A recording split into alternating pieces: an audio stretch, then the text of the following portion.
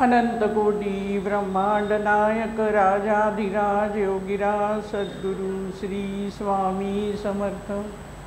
नमस्कार स्वामी साष्टांग नमस्कार, नमस्कार नाना सदैव नमस्कार, नमस्कार नानी सहर्ष नमस्कार, नमस्कार स्वामी नमस्कार। आज 1/2/2022 सांघिक प्रार्थनेला आपण सर्वजण जमलेलो आहोत। जवळजवळ 2.25 वर्षानंतर आपण सर्वजण एकत्र आलो आहोत। त्यामुळे आज इथे साहॉलमध्ये प्रार्थना होणार या आनंदाने धावपळ करून सुट्टी असली तरी सर्वजण आपण इथे जमलेलो आहोत। कारण सांघिक उपासनेत साक्षात परमेश्वर म्हणजे आपल्या दृष्टिकोनातनं आपलं अधिष्ठान असलेले श्री स्वामी समर्थ ची शक्ती इथे वावरत असते। वंदनीय नाना, वंदनीय नाही, सर्वजण इथे उपस्थित असतात आणि त्या शक्तिस्पंदनं आपण इथे येऊन ग्रहण करतो, प्रार्थना म्हणतो त्यावेळेला, आणि त्यामुळे एक प्रकारचा उत्साह आनंद घेऊन आपण आपल्या घरी जातो। आणि म्हणूनच आपण सर्वजण या प्रार्थनेची अत्यंत उत्कटेने वाट बघत होतो आणि हा असा आनंदाचा दिवस आपल्याला आज मिळालेला आहे। आपण सर्वजण स्वामी समर्थ परिवारामध्ये अनेक वर्ष आहोत। आता माझ्यासमोर जी लोक बसलेली आहेत आणि जी मला आठवत आहेत सगळी, तर विचार केल्यावर लक्षात येतो की सातत्याने परिवाराशी एकनिष्ठ जी मंडळी सर्वही आहेत त्या सर्वांच्या आयुष्यामध्ये जे काही छोटे मोठे प्रश्न आयुष्यामध्ये उभे राहिले होते ते लीलया सुटलेले आहेत।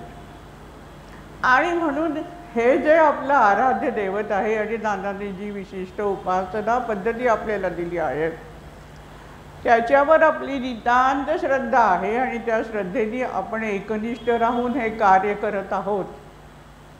आणि म्हणून आता अशी अवस्थेला येऊन पोचलोय की संकट येण्यापूर्वीच दूर होतात, हा अनेकांचा अनुभव असेल। आता सद्गुरू असा असतो की जो जो येतो त्याला तो आपल्यामध्ये सहभागी करून घेतो। तशी अनेक मंडळी इथे परिवारात पण आली आणि गेली अशी पण मंडळी आहेत। सगळ्या संतांच्या ठिकाणी हे असं घडतं की काही जण येतात, तेवढ्यापुरती येतात, एखादा प्रश्न असतो तो विचारतात, तो सुटला की विसरून जातात की आपल्याला सातत्याने ही गोष्ट करण्याची गरज ही माणसं विसरतात। अशी माणसं पण या जगामध्ये अनेक आहेत। आणि मग परत प्रश्न आला की परत आठवण येते, मग 10 ठिकाणी फिरतात आणि मग परत माझा अनुभव असा आहे की 20 वर्षांनी वगैरे परत परिवारात येतात। दादांच्या वेळेचे असलेल्या काही मंडळींना नंतर आठवण होते समस्या आल्यावर आणि मग येऊन सांगतात की आम्ही नाना असताना आम्ही होतो, आम्ही असं असं केलं होतं, आमचा असा प्रश्न सुटला होता। अरे पण मग आता मधल्या काळात तुम्ही कुठे गेलात? मी विचारू नाही शकत असं कोणाला, पण माझ्या मनात असा प्रश्न येतो, तुम्हाला जर एका स्थानावर आल्यावर एका विशिष्ट उपासना पद्धतीने तुमच्या आयुष्यामध्ये बदल पडतोय, हा अनुभव आल्यानंतर तुम्ही ते सोडून 10 ठिकाणी कशाला धावतात? पण माणसाला हाच मोह पडतो की इकडे जाऊन बघूया, तिकडे जाऊन बघूया, मग इकडे काही आणखीन जास्त मिळतं का बघूया, तिकडे काय, अशा प्रकारे माणसं नुसती भरकटत राहतात। आपल्याला मागे मी त्या संबंधीचं एक उदाहरण सांगितलेलं आहे।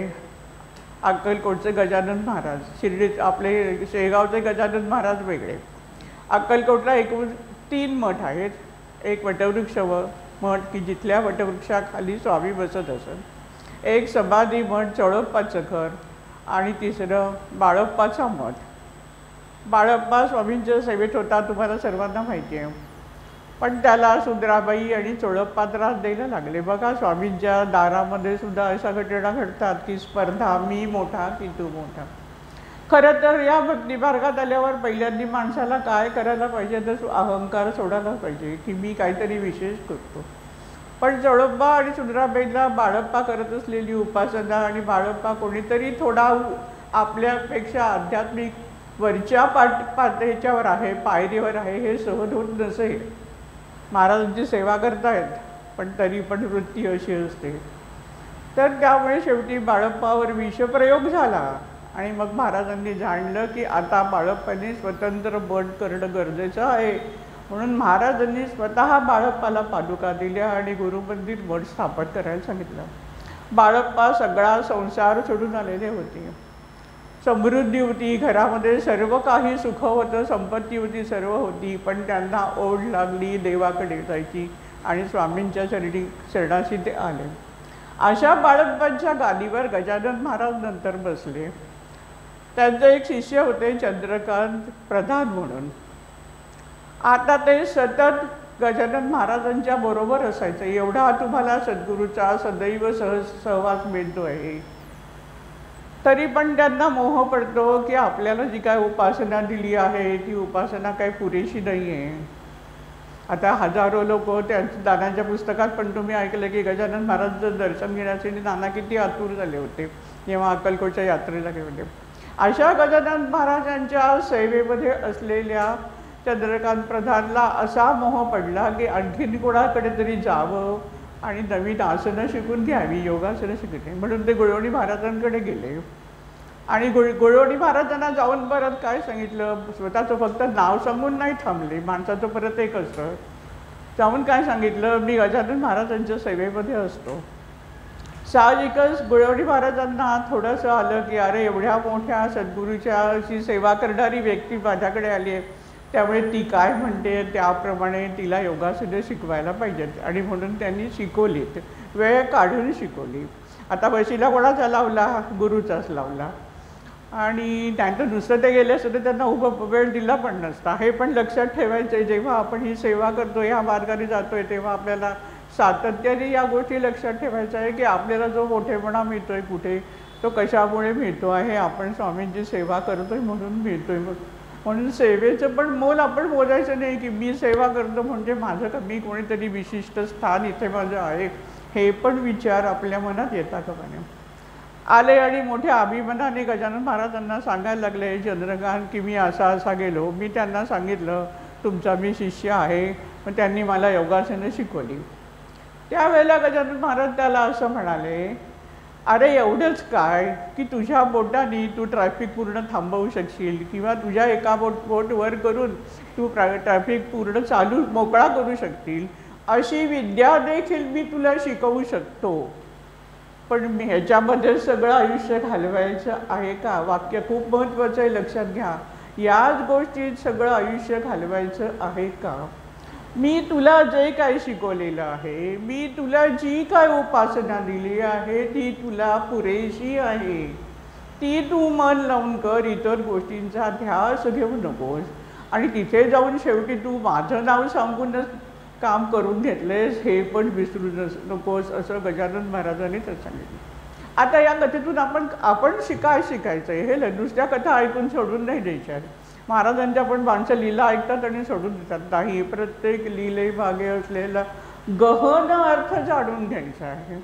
आता याच्यात काय की ज्या सद्गुरूच्या चरणी तुम्ही आला आहात आणि त्या सद्गुरूंनी तुम्हाला जी एक विशिष्ट उपासना पद्धती दिली आहे, तुम्हाला वैयक्तिक एक उपासना दिलेली आहे, तेवढीच तुम्हाला पुरेशी आहे. तीच तुम्ही खोलात जाऊन करा. पण माणसांचं मन जे समर्थांनी म्हटलं आहे जसं की अचपळ मन माझे नावरे आवरिता, तुझं विडक्षिड होतो धावरे धावरे. मन असं आहे की हे सगळीकडे धावत असतो. आता जे लोक धावले त्या लोकांना परत संस्थेमध्ये उपासना घेण्यासाठी पण हे घ्यायला लागलं. जे मात्र सातत्याने राहिले त्यांच्या मात्र आयुष्यामध्ये संकट येण्यापूर्वी ती संकट दूर झाली, हे अनुभव आपली संस्था घेत आहे. आणि म्हणून आज उपासनेला माणसांना अजून सगळ्यांना समजलेलं नाही आहे की आपली प्रार्थना सुरू झाली आहे त्यामुळे उपस्थिती कमी आहे. पण जे जे इथे उपस्थित असतात त्या प्रत्येकाच्या आयुष्यातला प्रश्न स्वामी समर्थ परिवाराच्या दानाने दिलेल्या उपासना पद्धतीने सुटलेला आहे, कारण दानांनी सगळा अर्थ काढून आपल्याला दिलेला आहे. आता एकदा अशा महाराजांना एका व्यक्तीने प्रश्न विचारला की तुमच्याकडे तुम्ही अशी दूषित माणसं पण येतात. मी आता मगाशी म्हटल्याप्रमाणे काही माणसांची वृत्ती काय खास एवढी भक्ती मार्गाची नसते, पण ते आपले येऊन बसतात जातात. महाराज म्हणतात आलात तर या बसा, जरा काही डोक्यात शिरलं तर ठीक आहे, या जन्मात काही तुमचा उद्धार थोडाफार होणार असेल तर होऊ द्या. त्यामुळे महाराज घेतात, कारण शेवटी गुरुमाऊली आहे. आई जशी आपली 4 मुलं असतील त्यातली 3 गंमत असतील आणि एक जरी गंमत नसला तरी आई त्या चौथ्याला पण त्याच प्रेमाने खाऊ घालते.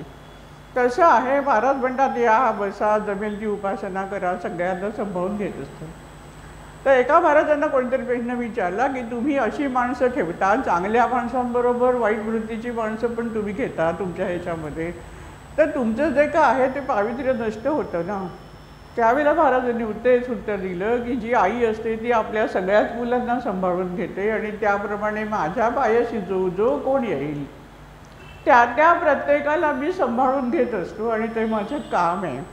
दुसरं असं की ती इथेच येता येत ती माझ्या नजरेखाली आहेत, मी त्यांच्यात काहीतरी सुधारणा घडवू शकेन असं मला वाटतं आणि ते माझ्याकडे आले म्हणजे त्यांची जबाबदारी माझ्याकडे आहे. त्यामुळे त्यांना मी खाऊ पिऊ घालणार आणि ते सुधारण्याचा मी प्रयत्न करणार, ही माझी जबाबदारी समजतो. अशा प्रकारे आपल्याला महाराज जे आहेत ते माणसाला सांभाळून घेत असतात आणि म्हणून उपासना करायची असते. आणि म्हणून नानांनी आपल्याला ही सांघिक उपासना दिलेली आहे की सर्वांनी एकत्र येऊन जर उपासना केली तर त्या उपासनेमध्ये 100% फलदायी होते. नानांनी प्रार्थनेच्या पुस्तकात लिहिलेली आहे की वैयक्तिक उपासना 50%, तर सांघिक उपासना 100% फलदायी होते. आणि म्हणून नानांनी जागोजागी सांघिक प्रार्थना सुरू केल्या आणि अशा सांघिक प्रार्थनेला आज आपण आलेलो आहोत. नुकताच आपण स्वामी जयंतीचा महोत्सव तोही असा 2 वर्षानंतर मोठ्या उत्साहाने आनंदाने संपन्न केला. दरवर्षी स्वामी जयंती जवळ आल्यानंतर डोळ्यासमोर तिथलं सगळं चित्र उभं राहतं स्वामी भवनातलं. आणि मग 1987 साली जे काव्य मी तयार केलं ते स्वामी भवनी स्वामी जयंती करू साजरी चला आता, स्वामी भवनी नाना दिसती दर्शन त्यांचे घेऊ होता.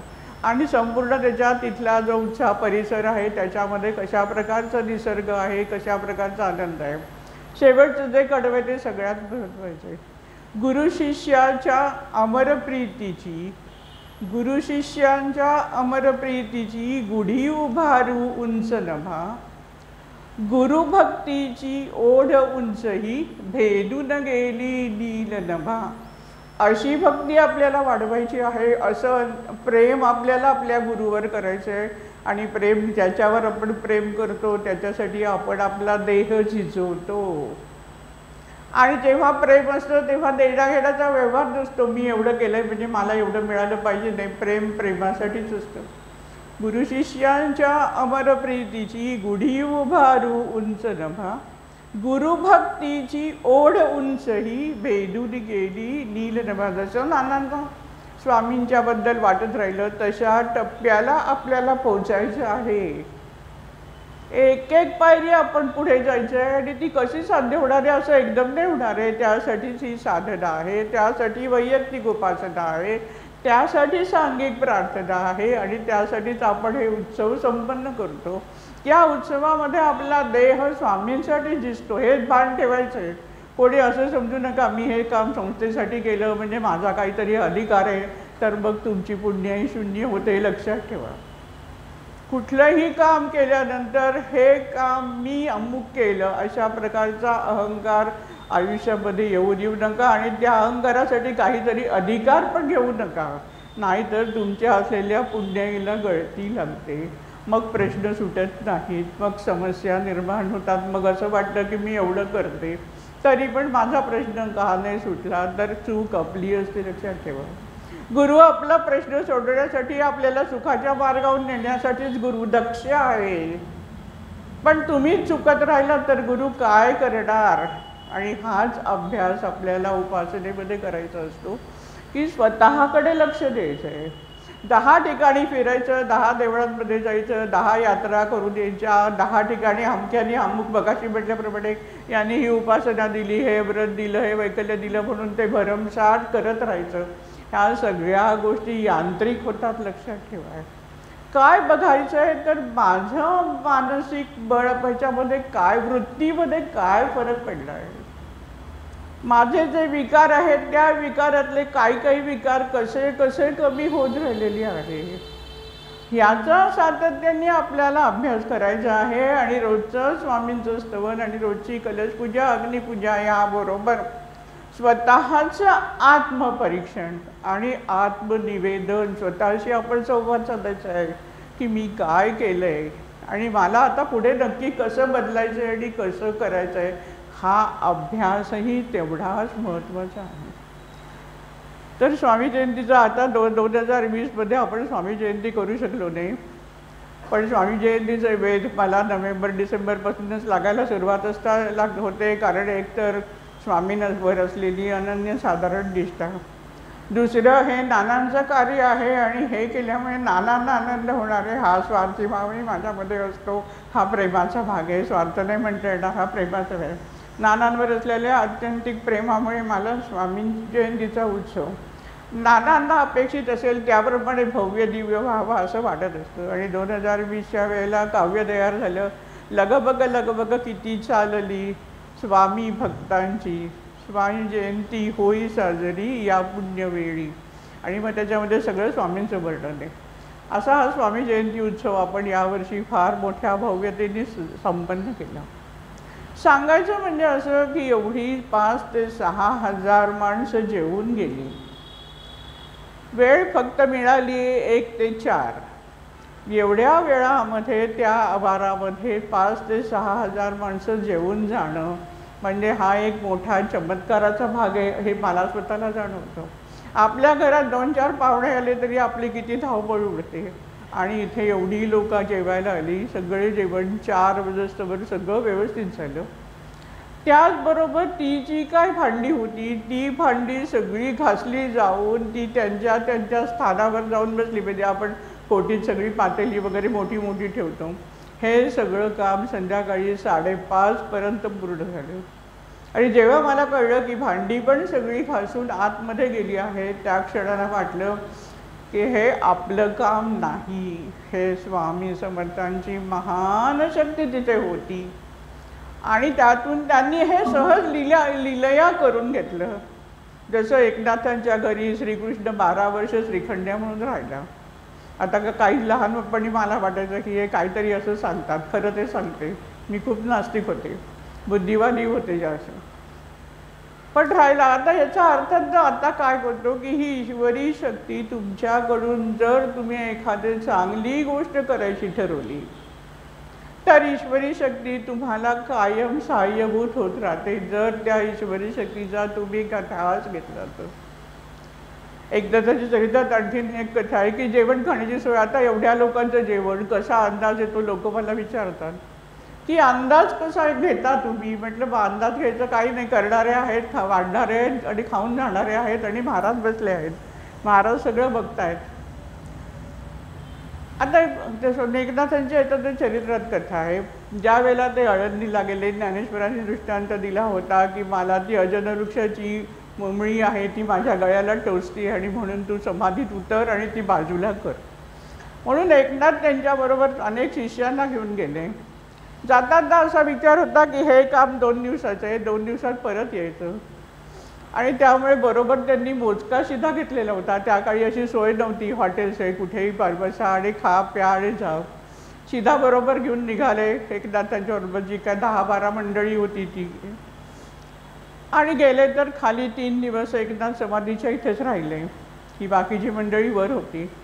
आता नाही म्हटलं तरी अंदाज 2 दिवसाचा, त्याच्याऐवजी 4 दिवस झाले आणि जवळचा शिधा संपू लागला. आता पुढे काय असा प्रश्न निर्माण होतोच. तर असं एक झालं की एका ठिकाणी एक गृहस्थ येऊन बसला आणि त्यांनी बरंच धान्य घेऊन बसला होता. आणि एकनाथांच्या शिष्यांना बोलवून सांगितलं की घ्या घ्या, तुम्हाला किती पाहिजे ते तुम्ही घेऊन जा, पैशाचा हिशोब आपण नंतर करू, एकनाथ महाराज खूप मोठे आहेत, मी काही काळजी करत नाही असं त्या व्यक्तीने सांगितलं. ह्या लोकांना सगळा शिधा मिळाला, त्यांचं पुढच्या प्रवासामधलं जेवण खाण सगळं झालं. आणि तसं नंतर तिथे कोणीच नव्हतं. ईश्वर कशा प्रकारे एखादी गोष्ट आपल्या भक्तासाठी कशा प्रकारे उभा राहतो यासाठी कथा सांगितली. आता स्वामी जयंतीच्या उत्सवात जे घडलं आहे त्याच्यामागे तेच दिसतंय की महाराजांची शक्ती हे सगळं करून घेते, पण आम्हीच कमी पडतो समजायला. आम्हाला वाटतं आम्हीच करतो, मी कार्यकर्ता आहे, मी हे नाव आहे त्यामुळे मला आधी दर्शन झालं पाहिजे असं वाटतं की नाही आपल्याला. हे आपल्याला बदलायचं आहे. टप्प्याटप्प्याने बदलायचे. तुम्ही नाही दर्शन घ्यायला काही केली तर तुम्हाला महाराज येऊन दर्शन देतील हा विश्वास ठेवा. महाराजांना बरोबर माहिती असतं की कोणाच्या अंतःकरणामध्ये काय भाव आहेत. आता ही एवढी मंडळी दर्शनाला 2-2, 2.5 तास माणसं दर्शनाला उभी राहतात. महाराजांचा प्रसाद मिळावा म्हणून 2-2, 2.5 तास माणसं उभं राहतात. हे चित्र काय दाखवत आहे आपल्याला? आम्हाला सहज दर्शन मिळत आहे तिथे, पण ते सहज मिळत आहे म्हणून आम्हाला कळत नाही की आम्ही कुठे आहोत. आम्हाला आमचा अहंकारच असतो की मी एवढं केलं, मी एवढं केलं, मी एवढं केलं. आणि म्हणून प्रत्येक उत्सवामध्ये आपल्याला एक शिकायचे आहे की मी काहीतरी करत आहे. हा अहंकार आपल्याला बाजूला करून एका महान शक्तीच्या ठिकाणी आपल्याला काम करायचं मिळते. म्हणजे आपण किती भाग्यवंत आहोत हा विचार तुमच्या मनामध्ये यायला पाहिजे. अशा पद्धतीने स्वामींचे उत्सव आपले झाले पाहिजे. नाहीतर एवढं मोठं कार्य होणं शक्यच नाही. स्वामींची शक्ती करून घेते. कारण स्वामींचा आशीर्वाद नानांना पुरेपूर मिळाला आहे. का मिळाला नानांना आशीर्वाद? नानांनी जे समर्पण केलं त्याची तुलना कोणाशीच होऊ शकत नाही. हे तुम्ही लक्षात घ्या. फक्त त्यांनी दाखवलं नाही की मी कोणीतरी महाराज आहे, गळ्यात माळा घातल्या नाही, लोकांकडून पाय चेपून घेतले नाहीत, स्वतःची सेवा करून घेतली नाही, उदो करून घेतला नाही, लोकांना उपासना दिली आणि तुम्ही परत मंत्र गेला माझ्याकडे या, मी तुम्हाला काहीतरी वेगळा मंत्र देईन, एखादी वस्तू देईन, असं करून समाजाला पंगू बनवलं नाही. प्रत्येकाला काय सांगितलं? मी उपासना देतो, ही उपासना कर आणि तुझा प्रश्न तू सोडवशील, एवढा तू समर्थ होशील. असा गुरु एखादाच असू शकतो हे लक्षात घ्या. आणि म्हणूनच महाराज प्रसन्न आहेत. आणि म्हणूनच स्वामी भवनामध्ये प्रचंड गर्दी जी काय होते आणि जे काय वैभव दिसतं त्याच्या पाठीमागे नानांनी केलेलं योगदान हे कधी विसरू नका. त्यांचा आदर्श डोळ्यासमोर होऊन आपल्याला झिजायचं आहे. आपले वैयक्तिक प्रश्न, घरातले प्रश्न, बाकीचे प्रश्न सर्व बाजूला ठेवा. महाराजांचं काम सगळ्यात पुढे हा विश्वास ठेवून जर तुम्ही आयुष्यात पाऊल टाकलं तर तुम्हाला कुठचंही संकट राहत नाही. स्वामी जयंतीचा उत्सव झाला, त्याच्यानंतर रामनवमी, त्याच्यानंतर हनुमान जयंती आणि परत स्वामी पुण्यतिथी. बरोबर स्वामी जयंती आणि स्वामी पुण्यतिथी यामध्ये रामनवमी आणि हनुमान जयंतीचे उत्सव होतात. हे काही योगायोग नाही आहे, हे सगळे ईश्वरी संकेत आहेत हे लक्षात घ्या. श्रीरामही आपलं दैवत तेवढंच आहे. कारण श्रीरामाचा नाम जप करत नानांकडून श्री स्वामी समर्थांनी 2 पदयात्रा करून घेतल्या, ठाणे ते अक्कलकोट आणि ठाणे ते जगन्नाथपुरी. दुःखचा पण नानांनी जे ठाणे ते अक्कलकोट या पदयात्रेवर आनंदयात्रा पुस्तक लिहिलं, त्या पुस्तकाचं वाचन केले, त्याचं रेकॉर्डिंग झालं आणि पहिले 4 भाग जे आहेत ते आपण यूट्यूबवर टाकलेले आहेत. कारण आता जी तरुण पिढी आहे त्या तरुण पिढीला मराठी वाचता येत नाही आणि म्हणून ऐकण्याची आता लोकांना जास्त सवय लागली आहे. जसा काळ बदलत जातो तर त्याच पद्धतीने आपण बदलायला लागतं तरच आपली प्रगती होते. लक्षात ठेवा. एका जुन्या पद्धतीवरच जर तुम्ही ठाम राहिला तर तुम्ही आयुष्यात पुढे जाऊ शकत नाही. बदलत्या काळानुसार आपल्याला बदलायला लागतं आणि म्हणून त्याचं रेकॉर्डिंग केले. श्रीराम श्रीराम श्रीराम म्हणत नानांची पावलं चाललेली आहेत. श्रीरामाचं कार्य काय? कशासाठी आला श्रीराम जन्माला? नुसतं सीतेला नेलं आणि म्हणून लंकेहून सीतेला घेऊन यायचं एवढंच रामाचं जन्मासाठी राम नव्हता आला, हे लक्षात घ्यायचं आहे. लंकेमध्ये रावणाचं जे राज्य होतं तिथे असलेल्या अधर्माचं राज्य आहे, तिथे धर्माची स्थापना करण्यासाठी रामजन्म. आता तसं बघायला गेलं तर रामाचा राज्याभिषेक होणार म्हणजे तो राजाहून बसणार होता. मुहूर्त काढलेल्या पंडितांनी मुहूर्त काढला, ज्योतिषांनी मुहूर्त काढलेला असून सुद्धा प्रत्यक्षात काय घडलं? प्रत्यक्षात तो वनवासाला निघाला. आता ज्योतिषांनी बघितलंय की त्याचा मुहूर्त कुठचा आणि तो राजा होणार आणि घडली ही घटना. आता तुमच्या मनात संभ्रम निर्माण होईल. मग आता ज्योतिष कसं ठरलं? खोटं ठरलं कसं? बरोबर आहे प्रश्न. पण जी माणसं सामान्य माणसं नसतात, जी माणसं अतिमानव असतात, त्यांच्यासाठी हे नियम लागू नसतात, हे लक्षात घ्यायचं. एका विशिष्ट कार्यासाठी श्रीरामाचा जन्म झालेला आहे. त्यामुळे पत्रिकेतले ग्रहमान अमुक ते या गोष्टींसाठी नाही. बरं, जर राजा झाला असता, दुसरी गोष्ट लक्षात घ्यायची, जर तो राजा झाला असता तर तो फक्त अयोध्येचा राजा एक राजा म्हणूनच राहिला असता. पण आज तो अखिलया आपल्या सर्व लोकांचा राजा झालेला आहे, हे लक्षात घ्या. ईश्वरी कार्य करत राहिलं तर हे अशी दैवी कृपा झाली तर माणसाच्या आयुष्यात असं घडतं. आता या ज्योतिषावरून आणि राजावरून मला माझ्या आयुष्यातली एक गोष्ट आठवते. 1971-72 सालची गोष्ट असेल. नाना एक दिवस गमतीने म्हणाले, नाना त्यावेळेला ज्योतिष बघायला लागलेले होते थोडेफार, आणि काही ज्योतिषी पण त्यांना भेटत असत. अनेकांना उत्सुकता असायची ज्योतिषांना की नानांना स्वामींचं दर्शन झालं म्हणजे काय. बरं, नाना तर अगदी साधेच वावरत होते, सगळ्यांच्यात मिसळत होते म्हणून. तर त्याला उत्सुकता लागली की नानांची पत्रिका बघावी, आणि म्हणून त्यांनी नानांची जन्मतारीख वेळ काय विचारलं आणि पत्रिका मांडली. आणि नानांमध्ये सांगितलं, ते नानांनी घरी येऊन आम्हाला गमतीनेच सांगितलं. नाना म्हणाले, असा असा ज्योतिषी भेटला होता मला, आणि मला म्हणाले की तुम्ही मंत्री होणार आहात, मंत्री. त्याच क्षणाला मी, आई, माझी बहीण आणि भाऊ आम्ही चौघही जोरात ओरडलं, अजिबात मंत्री व्हायचं नाही तुम्ही. आता मंत्री म्हटलं तर भरपूर पैसा आहे, सगळे मान आहे, सन्मान आहे. ज्योतिषांनी बरोबर सांगितलं, पण नाना कुठचे मंत्री होणार होते? महाराजांचे मंत्री, प्रधानमंत्री होणार होते. ज्योतिष चुकीचं नाही आहे, पण ज्याच्याकडे ईश्वरी शक्ती आलेली आहे, ईश्वरी शक्तीला त्याकडून काहीतरी विशिष्ट काम करून घ्यायचं आहे, त्यावेळेला बाकीच्या ज्या गोष्टी आहेत ज्योतिषा वगैरे ते सगळं बाजूला पडतं.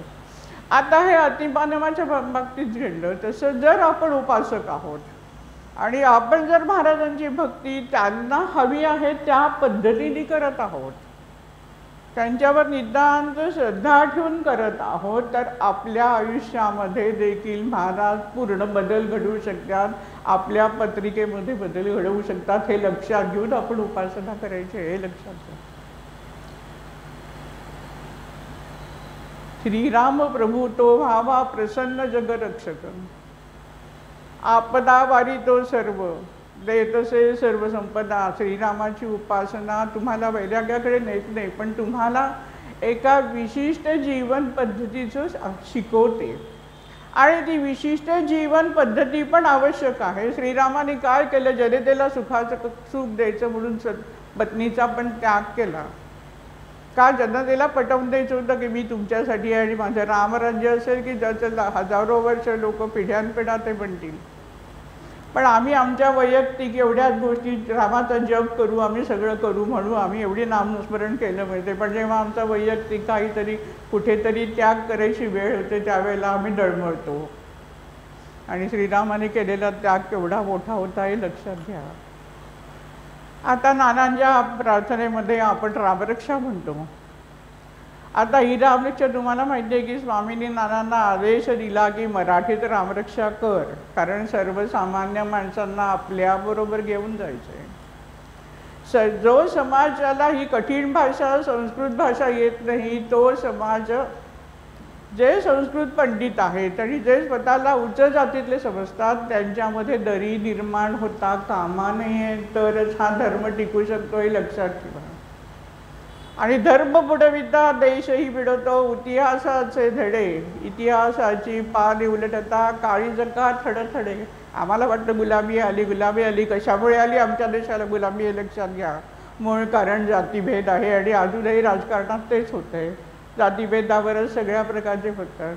मुख्य जातीभेद दूर झाला पाहिजे. सर्वजण एकसंघ आहेत, एकाच ईश्वराची लेकरं आहेत आणि हे सत्य आहे. प्रत्येकाच्या हृदयामध्ये ईश्वराचा अंश आहे, पण तो मायेचा पडदा आहे. त्या पडद्यामुळे तो ईश्वर झाकला गेला आहे, दबला गेला आहे. तो बाहेर काढण्यासाठी उपासना, तो प्रगट होण्यासाठी उपासना. तुळशीदासाचं एक पद आहे, आता पूर्ण मला हिंदीमध्ये आठवत नाही आहे, पण त्यांनी असं म्हटलं की एक दिवस माझ्या मनामध्ये विचार आला की आता आपण ह्याला जाऊया, बद्रीनाथाला जाऊया. आणि म्हणून मी गेलो चाललो तिथे गेलो आणि नंतर मला कळलं की अरे देव तर माझ्या हृदयातच आहे. आता याच्यामध्ये तो चालतोय ना पग थके म्हटले, राम पण दर्शन पण नाही झाले आणि देव पण नाही भेटलाय आणि माझे पाय पण नाही दुखले, असं दोन अर्थ त्याच्यामध्ये आहेत त्या पदामध्ये. तिथे गेल्यानंतर त्याला समजतंय की मी एक आहे. याचा अर्थ असा की जेव्हा तुम्ही खऱ्या अर्थाने उपासना करता, जेव्हा खऱ्या अर्थाने तुम्ही अंतःकरणापासून तळमळ धरताय की मला ईश्वराला भेटायचे आहे, त्यावेळेला तुमच्या अंतःकरणातला ईश्वराच्या बरोबर पडलेला मायेचा पडदा पूर्णपणे दूर होतो आणि मग तुम्हाला जाणवू लागतो, अरे तर ईश्वर आपल्या हृदयातच आहे. लोकांना वाटतं माझ्या हृदयात ईश्वर आहे असे सगळे संत सांगतात, म्हणजे मी ईश्वरच आहे. तसं नाही आहे. तुम्हाला ती मेहनत करायची आहे, तेव्हा तो प्रगट होणार आहे.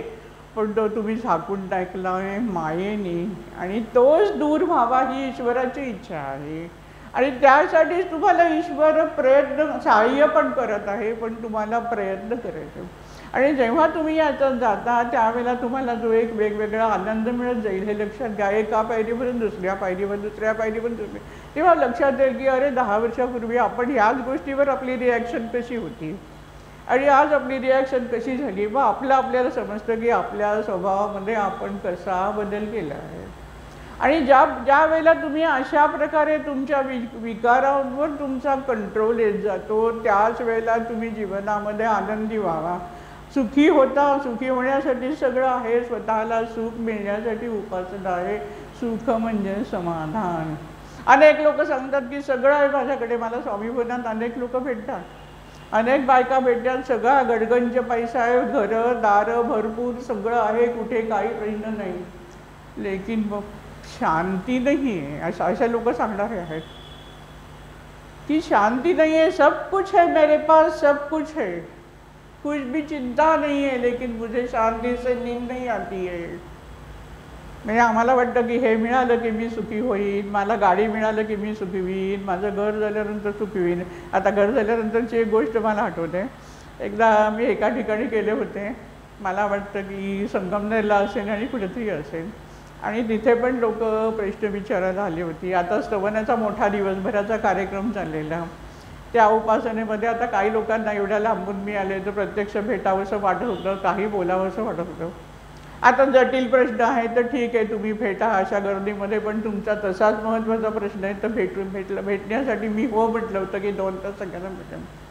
तर एक बाई आली आणि मला म्हणाल्या, आता ते एक संगमनेरचं घर होतं, त्या म्हणाल्या की अहो ताई काय सांगू तुम्हाला, मी आता तुमच्या स्वामी समर्थ, तुमच्या बोलताना पण लोक असं बोलतात ना कधीतरी की ती तुमच्या स्वामी समर्थ परिवारात मी 4 का 5 वर्ष उपासनाला येते, पण मला ना माझ्या मालकाने जो वरंडा बांधून द्यायचा आहे ना त्याला मला ग्रिल्स लावायचे, त्याची परमिशन दिली त्याने. आता तुम्ही कुठे आलात आणि तुम्ही काय प्रश्न विचारताय. आम्ही पण कधी कधी असंच वागतो हे लक्षात घ्यायचे की आपण कुठे जातोय, मग आपण वेळ कशासाठी द्यायचा आहे, आपण आपल्याला मिळालेला वेळ कसा वापरायचा, इतक्या बारीक बारीक गोष्टी लक्षात घेऊन आपल्याला उपासना करायची असते हे लक्षात येतं. आता ही जी रामरक्षा मराठीमध्ये केलेली आहे ती नानांना स्वामींनी आदेश दिला की संस्कृत रामरक्षा तू मराठीमध्ये करून त्याचा प्रसार कर. हरिभाऊ देसाई म्हणून बडोद्याचे होते, नानांची प्रार्थना व्हायची बडोद्याला, नाना बऱ्याच वेळा बडोद्याला जायचे. आणि विशेष सांगण्याची गोष्ट की जवळ असलेली मंडळी पण काही वेळेला लांब होतात, पण लांब असलेली मंडळी मात्र काही वेळेला अजून सातत्याने प्रार्थना घेतात. त्याचं मी बडोद्याचं नाव घेऊ शकते. 40 वर्षापूर्वी सुरू झालेली प्रार्थना अजून आता त्या प्रार्थनेला येणारे सगळे लोक वयस्कर झाले आहेत, कल्पना करा तुम्ही, तरी पण सातत्याने तिथे प्रार्थना, सांघिक प्रार्थना आपली परिवाराची घेतली जाते, एवढा दृढ विश्वास. पण आम्हाला कसं सगळं रोजच्या रोज मिळतं आहे, मग काय स्वामीभवनात नेहमीच जायला मिळतं आहे, मग आम्हाला त्याची किंमत नाही वाटत, अशी गंमत आमची होते. आणि म्हणून हे उदाहरण गुंतवून दिलं आहे. तर नाना बडोद्याला गेले होते, तिथे त्यांना हरिभाऊ देसाई त्यांच्याशी ओळख झाली आणि नानाने त्यांना सांगितलं की तुम्ही मला मराठी संस्कृतचे, आम्हाला वाटतं मला पण विशेष माहिती नाही आहे त्यांची, पण बहुतेक ते संस्कृतचे प्राध्यापक असावेत. त्यांनी लागलीच मान्य केलं आणि त्यांनी जे प्रार्थनेमध्ये म्हटलेलं आहे की स्वामींची माझ्यावर कृपा आहे आणि त्या कृपेमुळे माझ्याकडून त्यांनी लिहून घेतलं. आणि वाहत हरिभक्तीने, तर त्यांनी 2 अर्थ घेतले, हरिभक्ती आणि भक्तीने वाहतोय, म्हणजे हरिभाऊ भक्तीने ती अर्पण करतायत. अशी रामरक्षा म्हणून श्रीराम आपल्या दृष्टिकोनातूनही तेवढाच महत्त्वाचं दैवत हे लक्षात घ्यायचं. त्याच्यानंतर आली हनुमान जयंती. हनुमान जयंतीच्या दिवशीच स्वामी समर्थांची मूर्ती स्वामी भवनात 1984 झाली. 15 एप्रिल 1984 हनुमान जयंतीच्या मुहूर्तावर स्वामींच्या मूर्तीची स्थापना झालेली आहे. आपण त्याच्यानंतर 85 सालापासून आपण स्वामी भवनामध्ये स्वामी जयंती उत्सव संपन्न करायला लागलो, कारण स्वामी जयंती उत्सवानंतरच हनुमान जयंतीला स्थापना झाली. आता हनुमानाचं मंदिरही महाराजांनी आपल्याकडून तिथे बांधून घेतलेलं आहे आणि संकट मोचन मारुती म्हणून आपण त्याचं नाव ठेवलेलं आहे. आपल्याला सर्वांना ती कथा ज्ञात आहे. मागे एकदा मी प्रार्थनेच्या याच्यामध्ये पण तुम्हाला सांगितली. आता हनुमंताकडून काय शिकायचं आहे? हनुमंत कसा होता? प्रचंड बुद्धिमान, प्रचंड बुद्धिमान. आम्हाला नाना म्हणतात तसं हनुमानाची आम्हाला केव्हा आठवण येते? आता 7:30 आली. आता मला 7:30 नवीन कोणत्या राशीला सुरू झाली आहे. लागलीच लोक विचारले जातात, आता मला 7:30 होणार, आता कसं होणार? मग त्यावेळेला हनुमानाची आठवण होते. हनुमानाची उपासना केली तर त्रास कमी होईल तेव्हा होते. पण हनुमंताची उपासना सदैव ठेवायला पाहिजे, कारण एक तो चिरंजीव आहे, लक्षात घ्या. हनुमंताविषयीची अशी कथा आहे की जिथे जिथे रामकथा चालते तिथे हनुमानासाठी पाठ ठेवतात आणि हनुमान तिथे येऊन ती श्रीरामाची कथा ऐकतो. आणि अशा प्रकारचा अनुभव एक माधव बागेमध्ये जिथे रामकथा चाललेली होती, खूप जुनी गोष्ट आहे ही.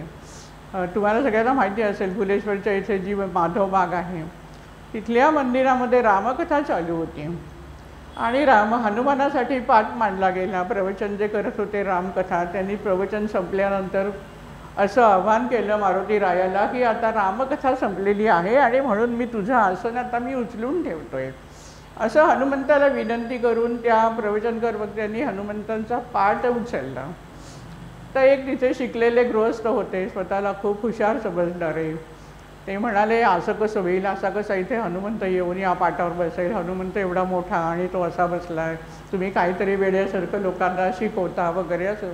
ते म्हणाले, ठीक आहे, तुम्ही आता उद्या आपण हा प्रयोग करूया. आज आता मी त्याला आवाहन केलं आहे की मी आसन उचलतोय, आता काय मी परत रामकथा चालू असतानाच मी हनुमंताला बोलवू शकतो.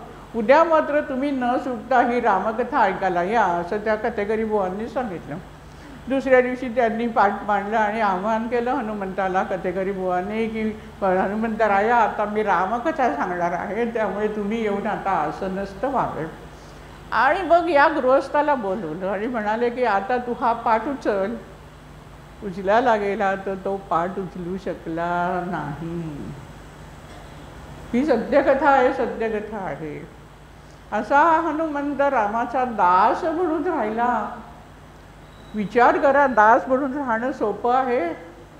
आम्ही जर कोणी सांगितलं की तू हे काम कर तर आम्हाला लागलीच राग येतो, होय तो मला हे काय काम करायला सांगतं? आम्ही कोण आहोत? आम्ही किती क्षुद्र आहोत. हनुमंताच्या पुढे तर आमची काय मातीच्या एका कणाची पण आम्ही आमच्या जवळ असलेल्या शक्तीची, बुद्धीची कल्पना करू शकत नाही.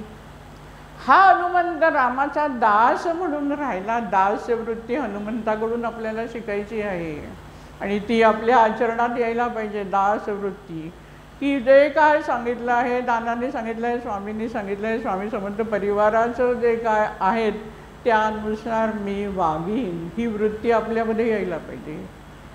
हनुमंत प्रचंड बुद्धिमान आणि त्याचबरोबर प्रचंड ताकद त्याच्याकडे होती. तो काही करू शकत असला तरी पण तो शेवटपर्यंत रामाचा दास म्हणूनच राहिला. ही त्याची मोठी गौरवाची गोष्ट आहे, लक्षात ठेवा. आणि हा गुण आपल्यात काही अंशाने येणं गरजेचं आहे. हे पण आपण पदोपदी उपासना करताना ह्या गोष्टीची जाणीव ठेवायची आहे की माझ्यात दास्यवृत्ती किती आहे. दास्यवृत्तीपेक्षा आमच्याकडे लोभ, मोह, माया, वासना, अधिकार पाहिजे, अमुक पाहिजे, अहंकार, या गोष्टीच आमच्याकडे जास्त प्रमाणात असतात. त्याच काढण्यासाठी आपण भक्ती करतो, हे पण लक्षात घेऊ. हे विकार गेले तर सगळं मन स्वच्छ होणार. आणि मगाशी म्हटल्याप्रमाणे की माझा हृदयातच जो परमेश्वर आहे तो प्रगट होऊ शकतो आणि तोच आपल्याला प्रगट करण्यासाठी हा मानदेव आपण धारण केला आहे, लक्षात घ्या. या जन्मात नाही, पुढच्या जन्मात. पण ते व्हायला होण्यासाठीची प्रक्रिया ही चाललेली आहे. आता हनुमंताकडून दुसरं काय शिकायचं? बऱ्याच गोष्टी शिकण्यासारख्या एका प्रवचनात सांगता येणार नाही. एकदा पूर्ण प्रवचन आपण हनुमंताच्या आयुष्यावर 3-4 प्रवचन होऊ शकतात. इतक्या त्याच्याकडून आपल्याला बारीक बारीक त्याच्याकडे असलेली वैशिष्ट्य आहेत गुणांची ती आत्मसात आपण कशा प्रकारे करता येईल. आता हनुमंताला सीतेला जाऊन घेऊन यायचं आहे लंकेहून. कुणाचं काम आहे? गुरुचं काम आहे. ज्याला आपण शरण गेलेलं, अनन्यभावाने शरण गेलेलो आहे त्याचं काम आहे आणि सीतेला घेऊन यायचं आहे.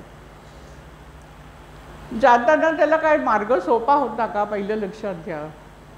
हनुमंत जो लंकेला गेला तेव्हा वाटेत त्याला 3 मोठे अडथळे आले, पण त्या अडथळ्यांना तो घाबरला नाही. आम्हाला एक काम दिलं आणि जर काय त्याच्यामध्ये रुकावट आली तर लागलीच येऊन सांगणार की नाही काय होत नाही आहे काम, आणि मग स्वस्थ बसतो आम्ही. जर एखादं काम तुम्हाला दिलं गेलं तर तुम्ही तिथे धडपड करून ते काम पूर्ण केलंच पाहिजे. ही पण एक मोठी भक्ती आहे, लक्षात घ्या. पहिलाच त्याला मैनाक पर्वत तिथे लागला. त्याला देवाने सांगितलं की अरे हा रामाचं कार्य करायला जातोय, ह्याची ताकद किती आहे ते बघ, आणि त्याचबरोबर त्याला थोड्या वेळ विश्रांती घ्यायला सांग, कारण तो एवढ्या वायुवेगाने येतोय. हनुमंत पवनपुत्र असल्यामुळे पवनाची त्याची मदत होतीच. हा वेगाने चाललेला आहे हनुमान त्यावेळेला. मैनाक पर्वत आल्यानंतर हनुमंताला वाटलं की हा मला आडकाठी करण्यासाठी उभा आहे, आणि म्हणून जोराने त्याने आपली लाथ त्याच्यावर मारायचा प्रयत्न केला. त्यावेळेला मैनाक पर्वताने सांगितलं की तू माझ्या इथे विश्रांती घे, म्हणून मी तुझ्या वाटेत आलेलो आहे. तेव्हा हनुमंतांनी काय सांगितलं? विश्रांती नाही, मी तुझं आतिथ्य पण घेत नाही, त्यांनी फळं बिळं खा असं सांगितलं. मला ते काही नको. का? तर त्याला पुढचं काम दिसत होतं डोळ्यासमोर. आम्हाला जर नाश्ता नाही मिळाला तर आमची जीव खालीवर होतो. स्वामी भवनामध्ये असे गटडा घडतात. लोकांना वाटतं की असं झालं मग मला नाश्ताच नाही मिळाला. कशासाठी सांगते? नावं नाही ठेवायची आहेत, पण सांगते किती छोट्या छोट्या गोष्टी आयुष्यात आपल्याला शिकायचं आहे तरच आपण खरे उपासक होऊ शकतो. नाही तर नुसतं नाव घेतलं, हनुमंताचा जप केला आणि झालं नाही. बाला थांबायला वेळ नाही, मी विश्रांती घेणार नाही असं हनुमंतांनी सांगितलं, आणि हनुमंत पुढे जात राहिला. सुरसा नावाची राक्षसीण होती वाटेमध्ये समुद्रामध्ये. ती कोणाला पुढे जाऊ द्यायची, तिथेच अडवायची. ती म्हणाली हनुमंताला तुला मी जाऊ देणार नाही, इथून मी जाऊ देणार नाही, मी कोणालाच जाऊ देणार नाही, तुला मी खाऊन टाकणार. हनुमंताने तिला बराच समजवण्याचा प्रयत्न केला. मग तिला पण वाटलं की हा चांगल्या कार्यासाठी जातोय. मग ती जेव्हा मोठी झाली त्यावेळेला हनुमंत एकदम लहान रूप धारण केलं. हनुमंताचं वर्णन केलेलं आहे ना ह्याच्यामध्ये मारुती स्तोत्रामध्ये, अणुपासून ब्रह्मांडा एवढा होत जात असे. ही मोठी सुरवही झाली, त्याबरोबर हा एकदम लहान झाला, तिच्या मुखात शिरला आणि मुखातून बाहेर आला. आणि हनुमंताने बाहेर येऊन सांगितलं की तुला असा अट आहे, वर आहे की तुझ्या मुखातून गेल्याशिवाय कोणी माणूस जाऊ शकत नाही पुढे.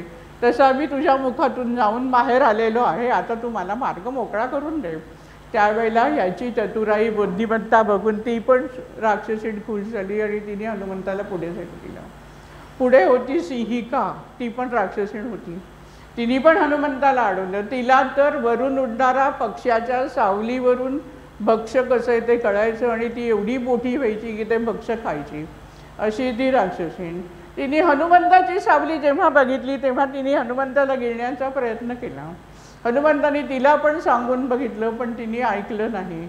हनुमंताला तिने स्वतःला एवढं मोठं केलं जबडा की मोठा झालेला हनुमंत पण तिच्या जबड्यामध्ये गेला. हनुमंतानी मग स्वतःचा आकार खूपच मोठा केला आणि तिचा जबडा, तिचं पोट फाडून, पूर्णपणे पोट फाडून हनुमंत बाहेर आलं आणि लंकेपाशी गेला. लंकेला गेल्यानंतर तिथे आणखीन एक राक्षसीण होती.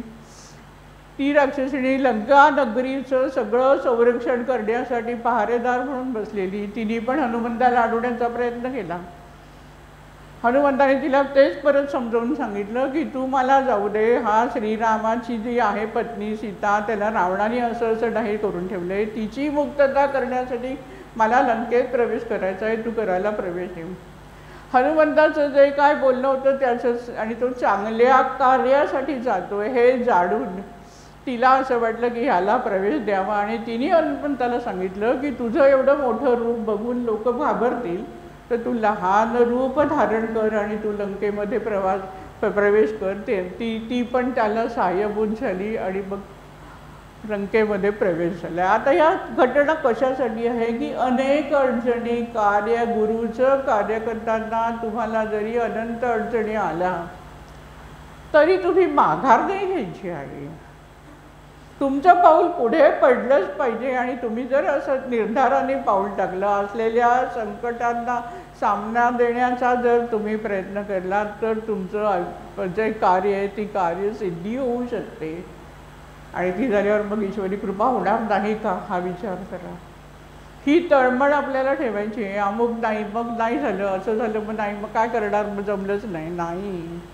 त्याच्यासाठी काळ, वेळ, पैसा जे काही लागणार आहे त्याचं समर्पण करून हनुमंताने जशी झेप घेतली, नानांनी जशी झेप घेतली, ती झेप घ्यायचं आपल्याला शिकायचं आहे.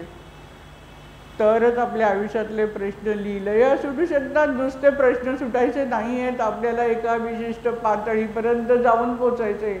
आपल्याला अंतरंगामध्ये बदल करायचा, आणि त्यासाठी आपण उपासना करतोय. मला हे सर्वांना मान्य आहे की आपण उपासना कशासाठी करतोय, तर प्युरिफिकेशन ऑफ अवर माइंड, आणि ही सगळी प्रोसेस आहे. या प्रोसेसमधून जायचं आहे. आणि हे उदाहरण डोळ्यासमोर ठेवूनच हनुमंताची उपासना जर केली तर साडेसातीची भीती राहत नाही. पहिले साडेसातीची भीती मनातनं जो कोण स्वामी भक्त आहे त्यांनी ही भीती मनातून पहिली काढून टाका. आणि जर तुम्ही परिवारात असलात तर मी अभिमानाने सांगेन की तुम्ही तर काही भीती बाळगाचाच प्रश्न नाही. तुम्ही दिलेली उपासना निष्ठेने करा, श्रद्धेने करा, आणि त्यांचं कामही करा, आणि बघा तुमच्या जीवनात अडथळे येणारच नाहीत. यासाठीच हा अभ्यास आणि यासाठीच हे प्रवचन मी करते की मनामध्ये एक प्रकारचा उत्साह आणि चैतन्य निर्माण करण्यासाठी भक्ती करायची. भक्ती म्हणजे रडगाडं नाही. मी कोणीतरी दीनमाणा आहे आणि मी असं नाही. दीनमाणा असं आहे की मी तुझ्यापेक्षा खूप कमी आहे, अशा पद्धतीचा दीनमाणा. जे काही आहेत संत आहेत त्यांनी देवाला असं म्हटलंय की मी असं आहे, मी असं आहे, मी असं आहे, मी खालच्या जातीचा आहे, मी खालच्या जातीचा आहे. म्हणजे काय, जातीचा नाही आहे, माझी वृत्ती कमी आहे, तुझ्या मनाने मी कमी आहे. असा दीनमाणा नाही आहे की मी काहीच करू शकत नाही आहे, मी हतबैल आहे, असा दीनमाणा भक्ती मार्गामध्ये येत नाही. दीनमाणा कुठे तर माझ्याकडे अहंकार नाही आणि म्हणून मी स्वतःला कमी समजतो, लीन समजतो. ही भक्तीची पहिली पायरी आहे. आता देव करेल तसंच माझं सगळं होईल, मी देवावर सोपवून दिलंय, आता मी 1,00,000 जप केला, आता माझं एवढं काम झालंच पाहिजे, अशा प्रकारची भक्ती हा भक्ती मार्ग नाही, हे पहिलं लक्षात घ्या. अनेकांना असं वाटतं की मागे तुम्हाला मी एक उदाहरण सांगितलं होतं. एका बाई एका ठिकाणी 2-3 ठिकाणी जाऊन आल्या, त्यांना भरपूर उपासना दिली, वेगळी वेगळी काय काय करायला सांगितली. बाई थकून गेल्या, उपासना करून कंटाळा आला. असं होतं कधीतरी की एवढी उपासना देऊन ठेवतात की कंटाळा येतो, मग माणूस उपासना करत नाही. मग परत त्या गुरुकडे गेलं की तो गुरु सांगणार की हो मी सांगितलेली उपासना केली नाही, मग कसं काम होणार तुमचं. अशी सगळी आज जगामध्ये गंमत चाललेली आहे. लोक पण आहारी जातात, आहारी लावणारी पण लोक आहेत आणि लोक जातात पण, अशी सगळी गंमत त्याच्यामध्ये आहे. तर त्या महिन्यानंतर फिरत शेवटी माझ्याकडे आल्या. आता जो काय प्रश्न होता तो प्रश्न ज्योतिषाच्या माध्यमातून बघण्यापेक्षा तो प्रश्न व्यावहारिक जीवनातून कसा सोडवायचा हे महत्त्वाचं होतं. तुम्हाला लॉजिक पण आयुष्यामध्ये वापरता आलं पाहिजे की आपण असा जर निर्णय घेतला आहे तर त्याचे पुढे परिणाम काय होणार आहे. अमुक एक गोष्टीचा निर्णय आपल्याला असा हवा आहे असा आपण हट्ट धरतो, पण तो बरोबर आहे का दुसरा निर्णय जास्त योग्य होणार आहे हे लॉजिक वापरणं अत्यंत गरजेचं असतं. त्या बाईला मी पटवून गेली की तुम्ही असा हट्ट करताय की तुम्हाला हा प्रश्न अशा पद्धतीने सोडवायला हवा आहे.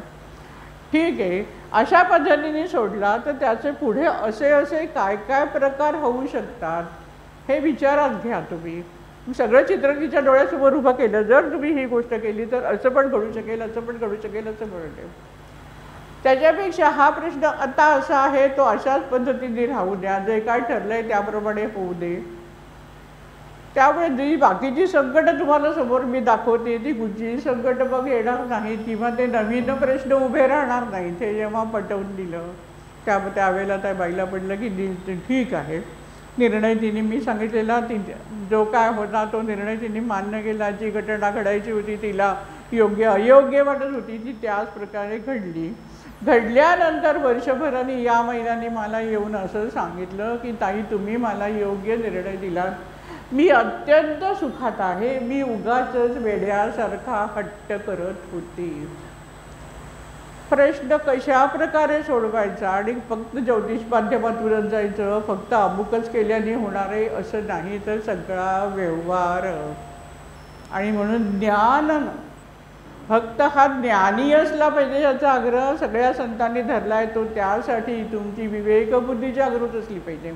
सारासार निर्णय तुम्हाला घेता आला पाहिजे आणि जो निर्णय तुम्ही घ्याल त्या निर्णयानुसार आपल्याला काय योग्य काय अयोग्य हे आपल्याला समजत गेलं पाहिजे.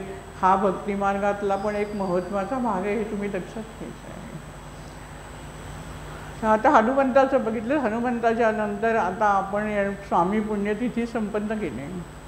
स्वामी पुण्यतिथीला बरेच जण होते. यावर्षी आपण लेझिम वगैरे ठेवले, पालखी खूप सुंदर निघाली. याच्यापेक्षा आणखी शिस्तबद्ध आणि अधिक उत्तम प्रकारे आपल्याला पुढच्या वर्षी स्वामींची पालखी स्वामी भवनात काढायची आहे.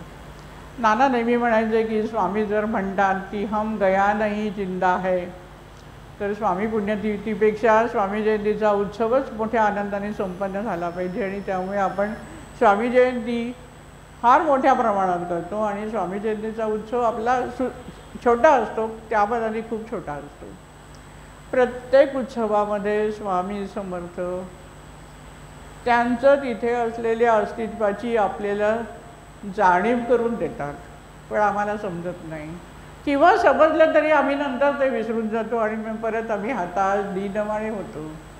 आणि म्हणून दर महिन्याला यायचं असतं की परत एनर्जी घेऊन जायची. यावर्षी स्वामी जयंतीच्या वेळेला जसं मी म्हटलं की आपोआप सगळी भराभरा जेवढं झाली, दर्शन झालं, हे झालं, सगळं झालं आणि सगळं आवरलं गेलं, ही सगळी महाराजांची लीला. तसं पुण्यतिथीच्या दिवशी सकाळी स्वामींच्या पादुकांची पूजा चाललेली होती. त्यावेळेला आपण दरवर्षी तिथे सकाळी 6 पासून वीणा वादनाला पूजा 6 पर्यंत आटपायची आत्तापर्यंत. पण आता काळ बदलत चालला, सगळीच माणसं उशिरा, सगळ्यांना थोडी उशिरा पूजा हवी असते, अनेक कारणं असतात. मी म्हटलं ठीक आहे, काळानुसार आपण पण बदलायचं, फार कडक राहून चालत नाही, काय बदललं आहे म्हणून थोडी पूजा थोडी उशिरा ठेवली होती पूजा जरा. आणि पूजा केली. आता त्यावेळेला नानांच्या फोटोची पूजा करत असताना आपण आधी स्वामींची पूजा करतो, कट्ट्यावर चढून ती पूजा होते आणि त्या सगळ्यांच्या चरणी फुलं वाहिली जातात. नानांचा फोटो पुसत असताना, नानांच्या फोटोच्या इथे फूल वाहत असताना वीणेचा एक झंकार मोठ्याने ऐकायला आला. 1 सेकंद बाकीच्यांना लागलीच लक्षात आलं की हा वीणेचा झंकार आहे. मला फक्त आवाज बदलटन आला आणि मला वाटलं हा आवाज कसला. एवढाच माझ्या मनामध्ये विचार येऊन गेला, कदाचित समोरच्या मठामध्ये काहीतरी आता सुरुवात करणार की काय. माझ्या डोक्यात हाच विचारायला सत्य काय ते सांगते तुम्हाला.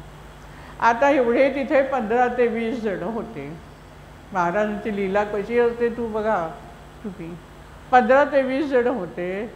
त्यापैकी फक्त माझं यजमान, पूजा करायला बसलेले गुरुजी, नंतर आता प्रार्थनेला आहे नीता ठाणेकर, ती त्या दिवशी होती ती.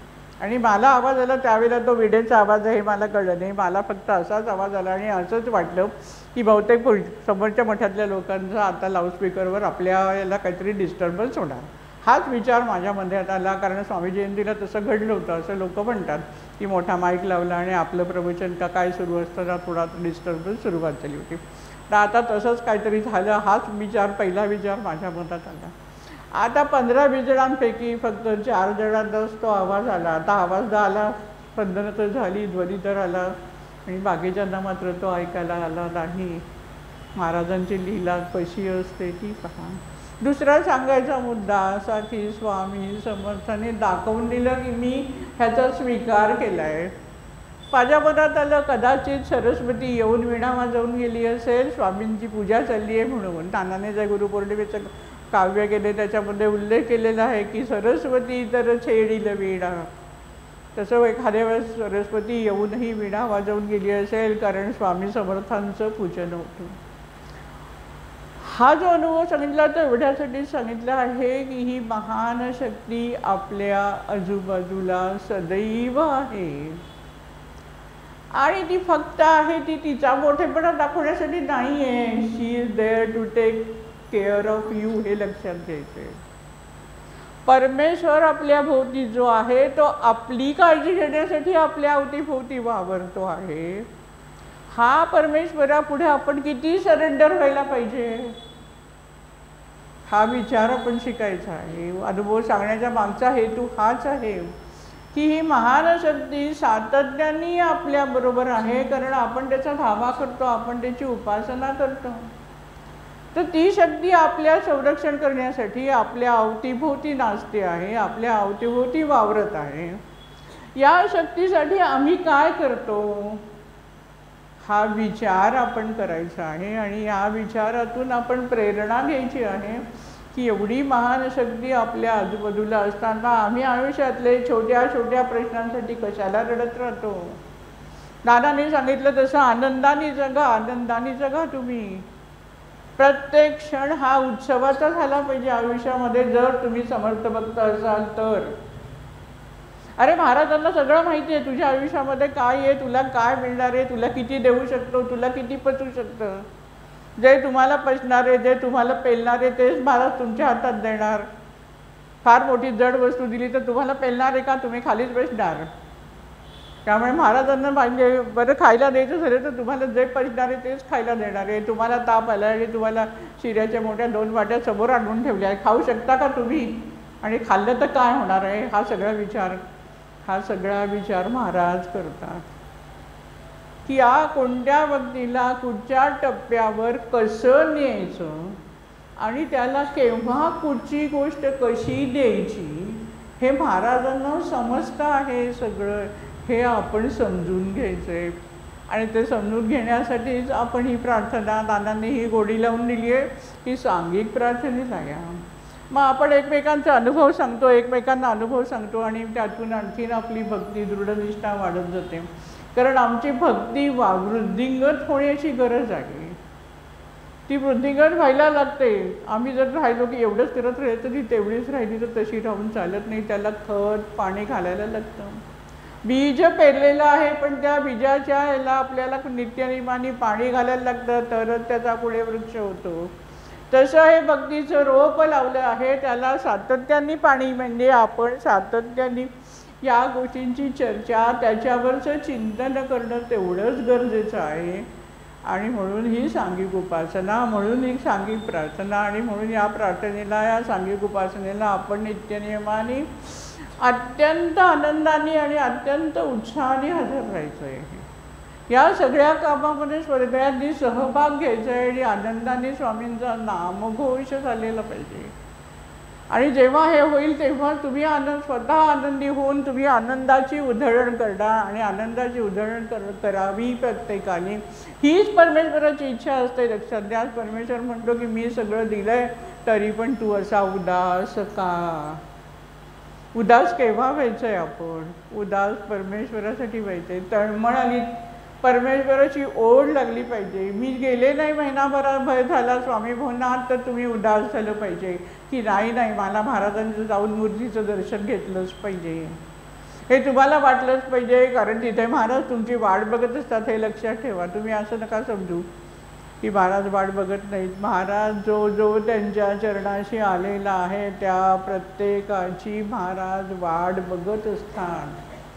कारण मगाशी म्हणजे जर ते तुमच्या सातत्याने आजूबाजूला आहे तर त्यांना वाटतं की मी तिथे येऊन राहिलो आहे सर्वांना आशीर्वाद देण्यासाठी, तिथे तुम्ही का धावपळ करत नाही, का कष्ट घेत नाही. तुम्ही इतर सगळ्या गोष्टींसाठी कष्ट घ्यायला तयार असता.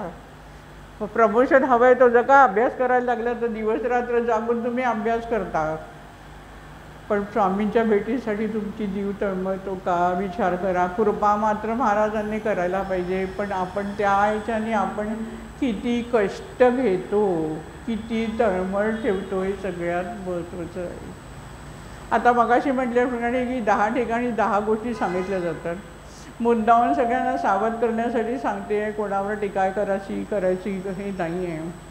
पण काही व्यक्ती माझ्या पाहण्यात अशा आलेल्या आहेत आणि मग पाहून मला वाईट वाटतं की बिचारे देवासाठी तळमळतात आणि कुठल्या तरी आपण गुरुकडे जाऊन आपल्याला काहीतरी आयुष्यात मिळेल अशा पद्धतीने तळमळतून कुठेतरी धाव घेतात आणि मग कुठेतरी त्यांचा भ्रमनिराश होतो. म्हणजे आयुष्यामध्ये चुकीची पावलं पडतात, चुकीच्या गोष्टी शिकतात आणि चुकीच्या त्याप्रमाणे चुकीच्या क्रिया केल्या जातात. कोणी ज्ञानमार्गाने शिकायला जातात, ध्यानवर्गाला जातात, आणखीन कुठे जातात, चुकीच्या गोष्टी शिकवल्या जातात. आता तर काय त्याच्यावर यूट्यूबवर बरेच काय शिकवतात गोष्टी, अमुक करा, तुमचं थर्ड आय ॲक्टिवेशन करा, अमुक करा. या गोष्टी अशा बघून करायच्या नसतात, हे पहिलं लक्षात घ्या. प्रत्येक गोष्टी शिकायची तर गुरु हा असलाच पाहिजे. मी बघितलं यूट्यूबमध्ये त्यांनी दाखवलं असं करायचं आणि मी तसा प्रयोग करून बघितला आणि मग त्याचे उलटे परिणाम झाले तर कोण भोगणार? म्हणून गुरुच्या हाताखाली सगळ्या गोष्टी शिकायच्या आणि तो गुरु देखील योग्य गुरु असला पाहिजे. आपण आज या मार्गामध्ये आहोत, स्वामी समर्थांच्या भक्ती मार्गामध्ये आहोत, त्यामुळे आपल्याला कुठेही मुद्दाहून मंत्रदीक्षा घ्यायची गरज नाही. हे पहिली खुणगाठ बांधा. धावू नका कुठेतरी अमुक ठिकाणी काहीतरी करणार आहेत म्हणून धावू नका. मंत्रदीक्षा कशी असते हे लक्षात घ्या तुम्ही. महाराजांनी कधी कोणाला मंत्रदीक्षा दिली का? पहिला हा विचार करा. महाराजांनी दिली कोणाला मंत्रदीक्षा? त्यामुळे मंत्रदीक्षा ही अशी पण नाही आहे, त्याच्यासाठी सगळ्या ईश्वराच्या योजना असतात आणि त्या व्यक्तीला त्या टप्प्यावर आल्यानंतर ईश्वर त्याच्यावर कृपा, त्या पद्धतीची कृपा करतो, दीक्षा देतो त्याला. माताजी फोंडेच्याच्या माताजी, आपल्या रामकृष्ण परमहंसांच्या पत्नी माताजी, त्यांच्या आयुष्यातल्या कथा आहेत. सुरेंद्र सेन नावाचे एक गृहस्थ होते. त्यांना असंच वाटलं होतं की विवेकानंद नुकतेच शिकागोमधून आलेले होते, बरंच नाव कमवलं होतं, बराच मोठा उदो झाला होता आणि फार मोठे साधक आहेत आणि अशा महान व्यक्तीकडून आपल्याला मंत्रदीक्षा मिळावी अशी सुरेंद्र बाबूंना तीव्र इच्छा उत्पन्न झाली. नोकरीत मोठ्या पदावर होते, उत्तम शिक्षण घेतलेलं होतं आणि म्हणून ते विवेकानंदांकडे गेले आणि विवेकानंदांना म्हणाले की तुम्ही मला मंत्रदीक्षा द्या. सुरुवातीला 2-3 वेळा विवेकानंदांनी त्यांना आधी नाही सांगितलं की नाही मी काय दीक्षा देऊ नाही शकत वगैरे असं. पण ते बरेच पाठीमागे लागल्यावर शेवटी एक दिवस विवेकानंद म्हणाले की ठीक आहे, मी तुम्हाला मंत्रदीक्षा देतो. दिवस ठरला. विवेकानंद पूजेची जी खोरी होती तिथे जाऊन ध्यानाला बसले. ध्यान लावलं आणि 10 मिनिटांनी बाहेर येऊन सुरेंद्र बाबूंना म्हणाले की मी तुला मंत्रदीक्षा देऊ शकत नाही. माझ्यापेक्षा अधिक उच्च कोटीचा असलेला गुरु तुला मंत्रदीक्षा देणार आहे असं मला रामकृष्ण परमहंसांनी सांगितलं. सुरेंद्र बाबूंना वाटलं की विवेकानंद मुद्दाहून टाळाटाळ करता आहेत आणि म्हणून आपल्याला असं येऊन सांगितलं आहे. मनाने थोडेसे खजील हे होतात, वाईट वाटतं त्यांना, आपल्या कामावर ते रुजू होतात. असे 2-3 महिने जातात आणि ते नंतर त्यांना रात्री स्वप्न पडतं.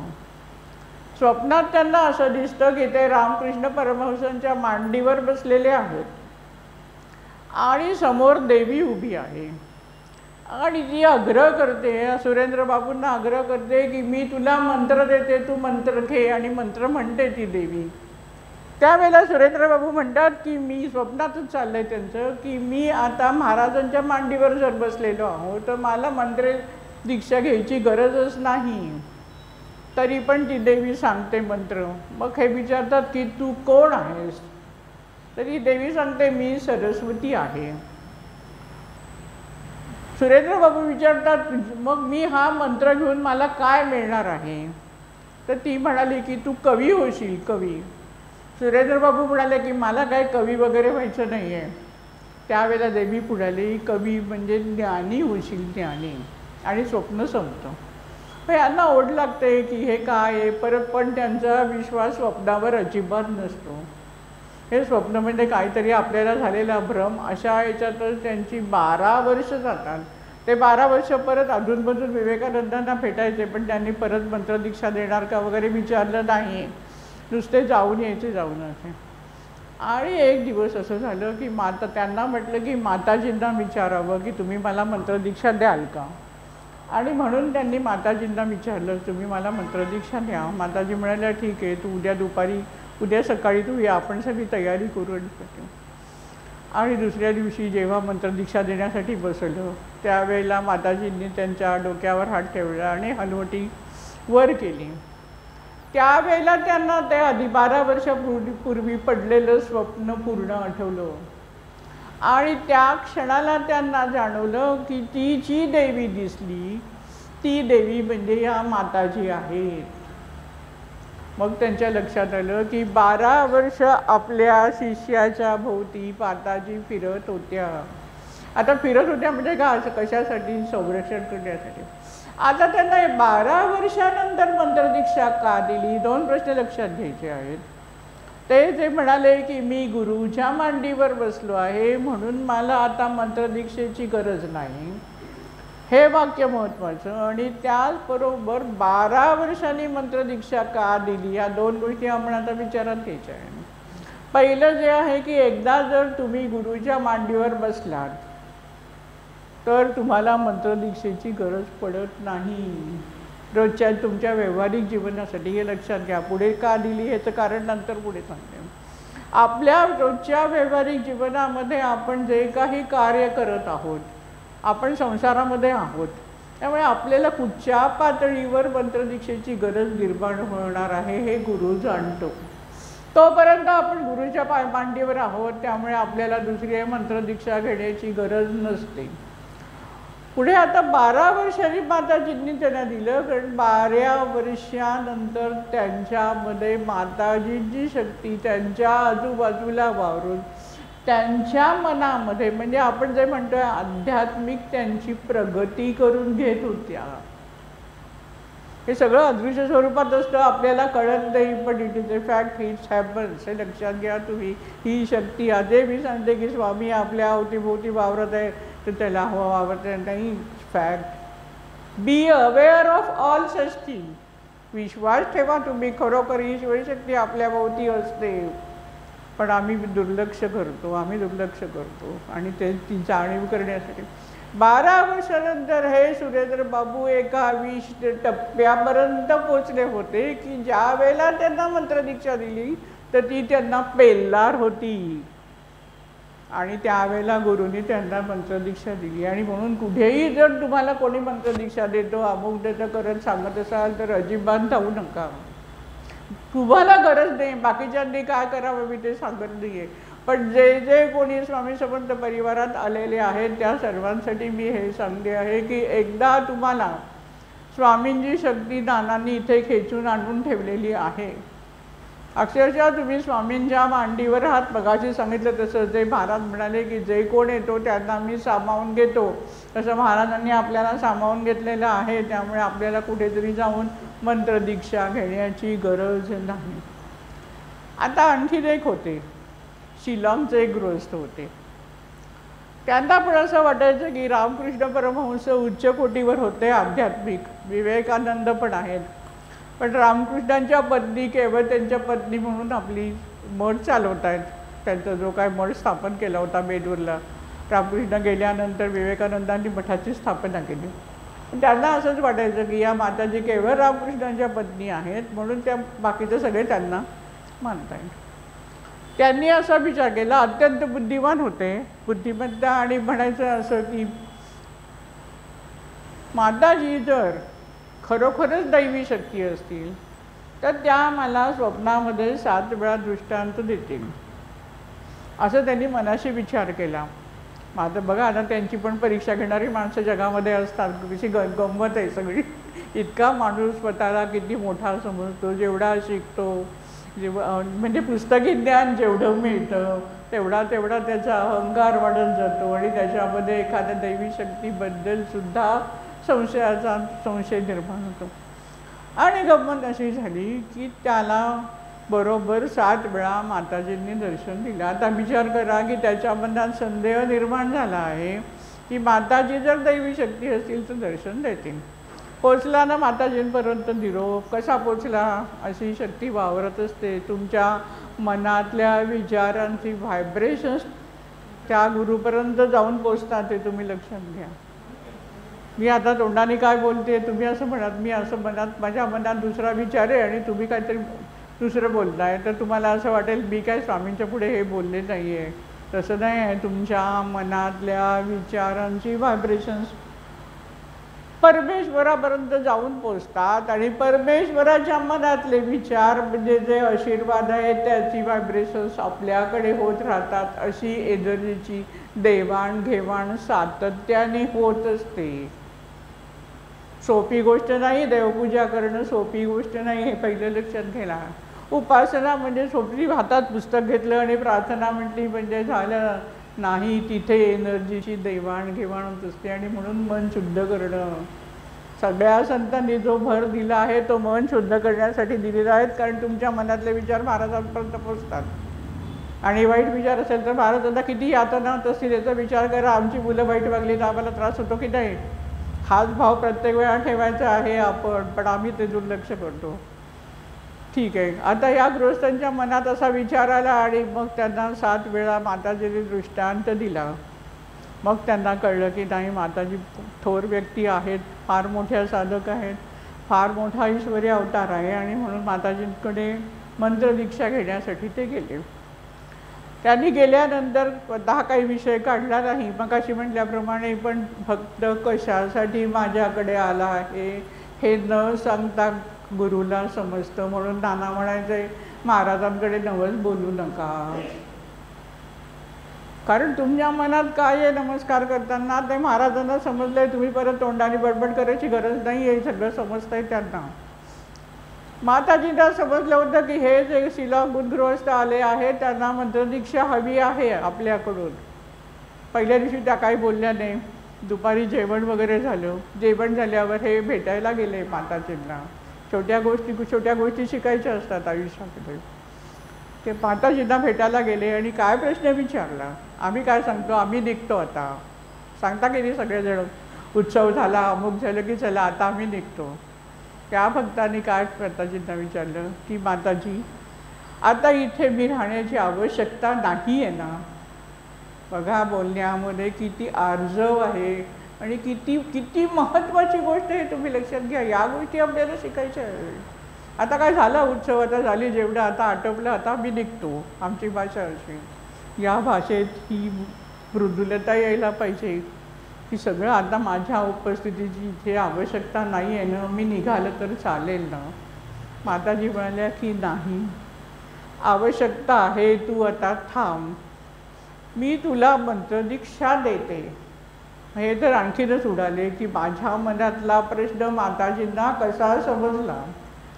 मग ते पुढे म्हणाले की माताजी आता आपलं जेवण खाण झालं आहे, आता कशी तुम्ही मला मंत्रदीक्षा देणार? कारण शास्त्रामध्ये जी मंत्रदीक्षा दिली जाते त्याच्यामध्ये शास्त्र असं असतं की जे काही खाल्लेलं नसावं, पोट रिकामं असलं पाहिजे, स्नान करून लागलीच त्या शुभमुहूर्तावर सकाळच्या वेळेलाच फक्त मंत्रदीक्षा देता येते. शास्त्राचा आधार असा आहे. माताजी म्हणाला की शास्त्र वगैरे सर्वसामान्य लोकांसाठी.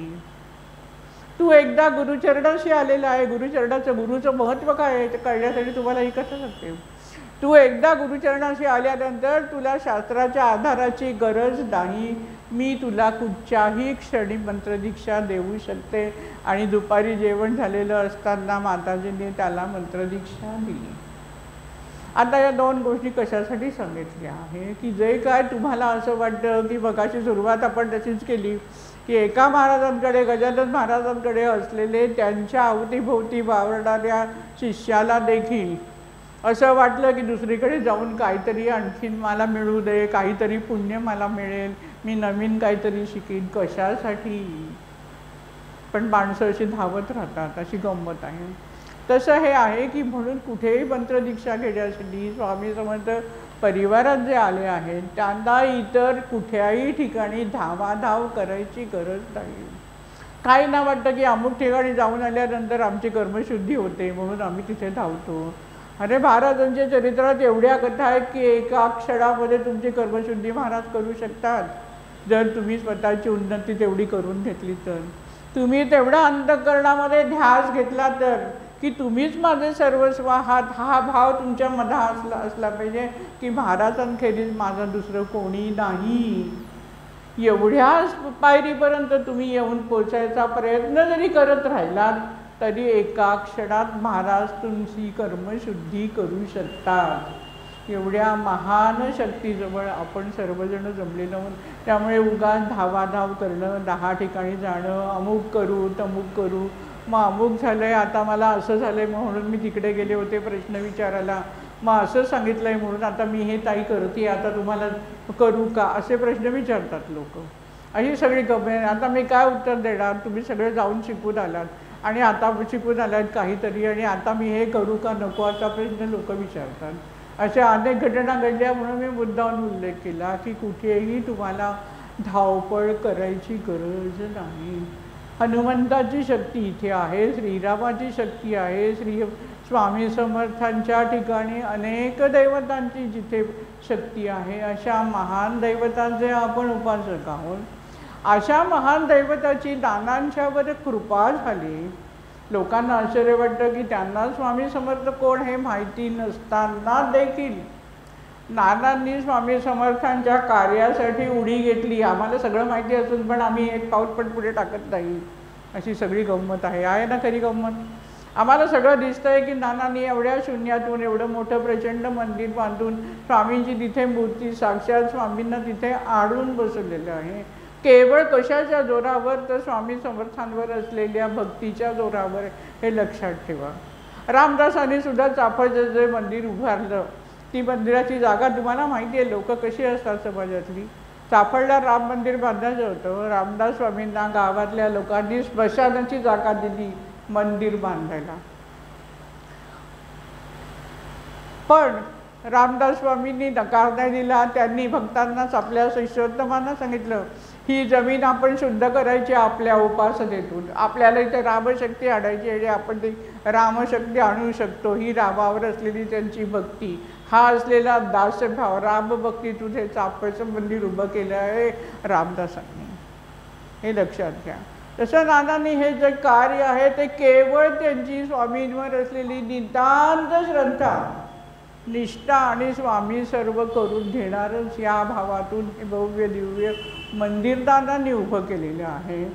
त्यांनी जे धाडस दाखवलं, मी तर धाडसच म्हणेन, गुरुच्या कार्यासाठी त्यांनी जे धाडस दाखवलं त्यातला काही अंश आपण आपल्या रोजच्या जीवनामध्ये उतरवायचा आहे. भक्ती करताना या गोष्टी आपल्याला शिकायचं आहे की कुठेही डगमगायचं नाही आहे. आयुष्य आहे, तुम्हाला म्हणजे ऊन पाऊस जसं आहे तसं आयुष्यामध्ये सगळ्या गोष्टी आहे. मानवी देह, मागे एकदा सांगितलं तसं, मानवी देह धारण केल्यानंतर तुम्ही अनेक जन्मांची कर्म बरोबर घेऊन आलेले असतात, अनेक जन्मांची कर्म असतात. ती सर्व कर्म आहे, त्या कर्मातले काही कर्मांची शुद्धी तुम्ही ज्या करत राहता, उपासना किंवा सत्कर्म, सगळ्यात महत्त्वाची गोष्ट जर काय असेल तर ही लक्षात घ्या की सत्कर्माला सगळ्यात आयुष्यामध्ये महत्त्व आहे आणि तेच आम्ही विसरतो. ते करायचं विसरतो. आम्ही लाख जप करू, 1.25 लाख जप करू, नाना म्हणतात तशी पारायण ग्रंथांची पूजा होते, पारायणावर पारायण होत राहतात, पण माणसाच्या वृत्तीमध्ये फरक पडतो का, याचा अभ्यास करायची गरज असते. त्यामुळे आपली वृत्ती आहे, आपली जी कर्म आहे ती सत्कर्म होण्याचा प्रयत्न करा, कारण केवळ सत्कर्म नानांच्या हातून घडली म्हणून नानांना स्वामींनी दर्शन दिलं आहे. काही जणांना वाटतं की नानांनी काही पूजापाठ नाही केले, जपजाप्य नाही केलं, काही नाही केलं तरी नानांना दर्शन दिलं आहे. मग ठीक आहे, आपण पण काय करायची गरज नाही, तुम्हाला करायची गरज आहे, कारण तुमच्या हातून सत्कर्म होत नाही आहेत. ज्या पद्धतीने नानांकडून सत्कर्माचा यज्ञ सहजच होत राहिला, सहजपणे करायचं म्हणून या गोष्टी होत नाही, हे लक्षात ठेवा. ठरवून सत्कर्म होत नाही, हा स्वभाव व्हायला लागतो. की अमुक एक माणसाच्या आपल्या कुटुंबात आहे किंवा आपल्या आजूबाजूला एखाद्या व्यक्तीला एखाद्या गोष्टीची अडचण आहे, तर तुमचा जीव तळमळला पाहिजे, की त्याला हा त्रास आहे तो कमी झाला पाहिजे. त्याच्यासाठी आपण काय करू शकतो, त्या सहज भाव मनामध्ये ते प्रेम उत्पन्न झालं पाहिजे. आणि जेव्हा ते प्रेम उत्पन्न होऊन तुम्ही जे काय करता ते सत्कर्म असतं. आणि असा यज्ञ नानांच्या हातून घडला. त्यामुळे उपासनेमध्ये सत्कर्माला महत्त्व. आणि जेव्हा अशी सर्वच माणसं वागायला लागतील तेव्हा तर रामराज्य निर्माण होणारच. आणि प्रभूला, ईश्वराला, परमेश्वराला काय हवं आहे, तेच हवं आहे की सुखी व्हावे सारे जन, तेथे धावे जनार्दन. मानवदेह धारण करून श्री स्वामी समर्थ पृथ्वी तलावर अवतीर्ण झाले तर कशासाठी? मानवाला सुखी करण्यासाठी. आणि सुखी होण्याचा साधा सरळ आणि सोपा मार्ग असेल तर सत्कर्माचा यज्ञ आयुष्यामध्ये करा. हेच परिवाराचं फार मोठं उदात्त उदाहरण आहे, लक्षात ठेवा तुम्ही. अनेक कर्मकांड करून, अनेक यज्ञयाग करून, अनेक पारायण करून जे साध्य होणार नाही ते केवळ सत्कर्माच्या यज्ञाने साध्य होऊ शकतं. हे नानांच्या जीवनातून आपण शिकायचं आहे. आणि म्हणून आपल्याला त्या दृष्टिकोनातून स्वतःला बदलायचं आहे. आपला सगळं जे आजचं प्रवचन होते सगळं प्युरिफिकेशन ऑफ माइंड ह्याच्यावरच आहे. उपासना किती तास केली, किती माळा जप केला. आणि म्हणून नानांनी जप करी पोचायला काय सांगितलं, साधारण अंदाजे बघा 10 मिनिटात किती जप होतो. पण 1.25 लाख व्हायला आपल्याला साधारणपणे किती वेळ लागेल, असा जप नानांनी आपल्याला मोजायला सांगितला आहे. साधा सरळ. आम्ही 11 माळा केल्या, आम्ही 15 माळा केल्या, आम्ही 20 माळा केल्या, जो आम्ही हिशोब ठेवून लोकांना सांगत राहतो. अशी गमत असते. लोक मला सांगायला येतात, मी 2 तास ताई रोज जप करते, मी 5 वेळा ह्या गोष्टीचं मी पारायण केलं आहे, मी आता दर महिन्याला मी अक्कलकोटला जातो. आता या प्रत्येक गोष्टीत मला असं दिसलं की हा फक्त उपासनेने फक्त अहंकारच वाढतोय. तुम्ही जाऊन आलात पण तुम्ही तिथून काय घेऊन आलात? तुम्ही जाताय अक्कलकोटला दर्शनाला, जा, तिथून तुम्ही काय घेऊन आलात? अहंकारच घेऊन आलात न. आवडलंय का महाराजांना ते? महाराज म्हणणार कशाला उगाच येतोय 100 वेळा, येऊन तुझा अहंकारच वाढतोय. बरोबर आहे. जशी यात्रा करून आलो, ही यात्रा केली, ती यात्रा केली, ती यात्रा केली, 100 यात्रा करायच्या. यात्रेतून काय वाढतोय? मी हे केलं, मी एवढं केलं, म्हणजे मी कोणीतरी विशेष. महाराजांच्या दर्शनाला जाताना सुद्धा मी महाराजांच्या दर्शनाला गेलो असं सांगतात तेव्हा मला खूप गंमत वाटते. अरे तुम्ही कशासाठी जाताय? पण गंमत आहे. म्हणून तर आपण माणसं आहोत हे पण तेवढंच सिद्ध आहे. खरं आहे की आपण म्हणून माणसं आहोत आणि म्हणून संत वेगळे आहेत. म्हणून संतांची समाजाला गरज आहे. आणि म्हणूनच ज्ञानेश्वर महाराज म्हणतात की संत येऊ दे तिथे, इथे या भूमीवर संत येऊ दे. ज्ञानेश्वरांचं मोठेपण एवढं आहे की ज्ञानेश्वरांना समाजाने एवढा त्रास दिला, त्यांना वाळीत टाकलं, तरी महाराजांनी कशासाठी आपलं आयुष्य दिलं? ज्ञानेश्वरीसारखा ग्रंथ लिहिला. कोणासाठी लिहिला? समाजासाठी लिहिला. आणि देवाजवळ मागणं काय केलं? सगळं जग सुखी व्हावं, इथे सगळं साधू संत येऊ दे, सगळ्यांचं सगळं सुखी होऊ दे, लोकांच्या मनात असलेले दुष्ट विचार निघून येऊ दे, अशी परमेश्वराकडे मोठी प्रार्थना केली. हे सगळे आदर्श आपल्याला आपल्या आयुष्यामध्ये उतरवायचे आहेत. हा रस आपल्याला चाखायचा आहे. आम्हाला कुठेतरी जाऊन मोठ्या मोठ्या पंक्ती तोडायच्या नाही आहेत. आता आमचं झाले ते टप्पे संपले, आम्हाला पुढच्या टप्प्यावर जायचं आहे.